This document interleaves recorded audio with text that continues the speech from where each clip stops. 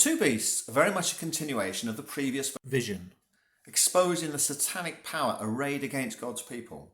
Are these two beasts in fact a reworking of the beast in chapter 11, coming up from the abyss and then attacking the two witnesses? Little is said about the beast then, and so this vision focuses more acutely on the nature of the beasts and their modes of operation. Why? Well, so that God's people can recognise this evil threat and again stand firm. Paul writes in 2 Corinthians that Satan might not outwit us, for we're not unaware of his devices. And this part of Revelation exposes the full extent of his powers and plans. The beast from the sea seems to be a composite of the four beasts that Daniel saw in his visions, and then they were four distinct historical empires.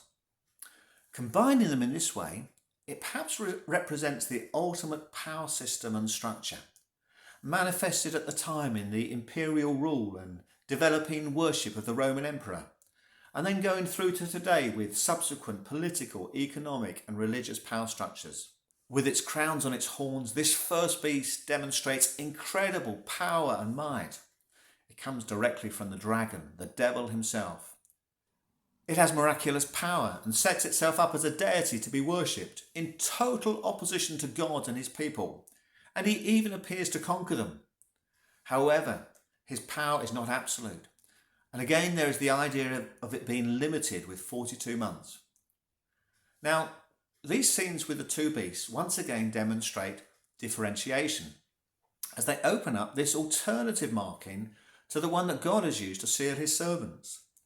We learn of those whose names are not written in the Lamb's Book of Life, verse 8, and again this will feature more in the closing bite. The scene with the first beast closes with a sobering message to the seven churches and to all of us. This calls for patient endurance and faithfulness on the part of God's people. The second beast is closely connected to the first beast and therefore also to the dragon.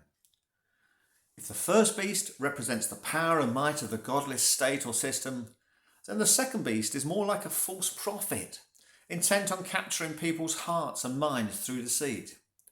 His mark of ownership is a counterpart to the earlier mark or sealing on the servants of God.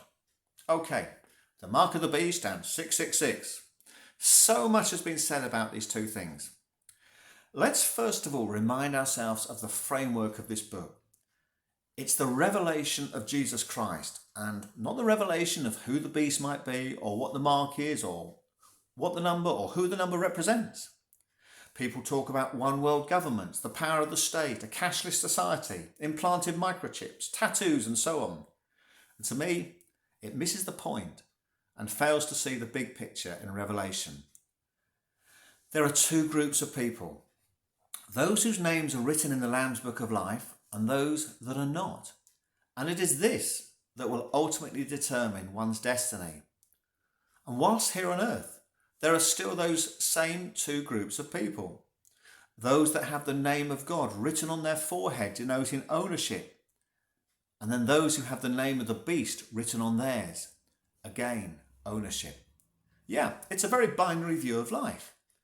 But whilst we have breath, there's the opportunity for God to rescue us from the dominion of darkness and bring us into the kingdom of the Son he loves.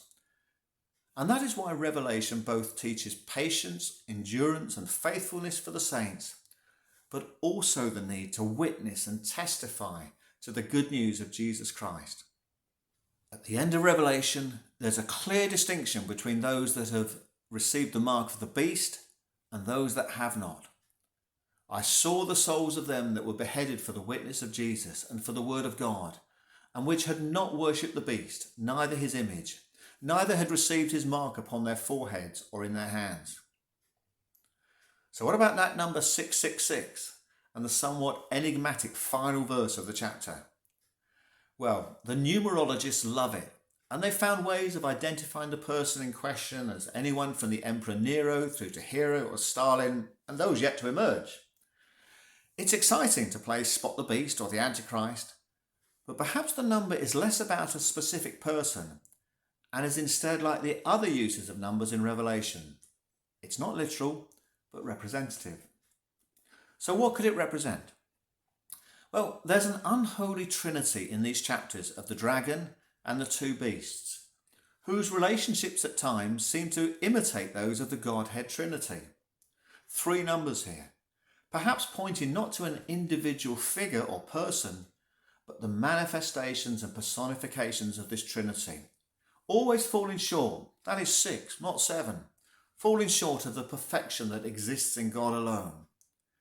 We're to be wise as to the ways of the enemy and the human agents and powers employed, because the threat to God's people is very, very real. And we've seen this continually as the visions have progressed.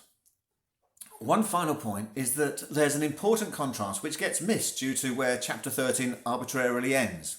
So reading straight on into the next verse in chapter 14, we see the Lamb standing on Mount Zion, and with him 144,000 who had his name and his Father's name written on their foreheads.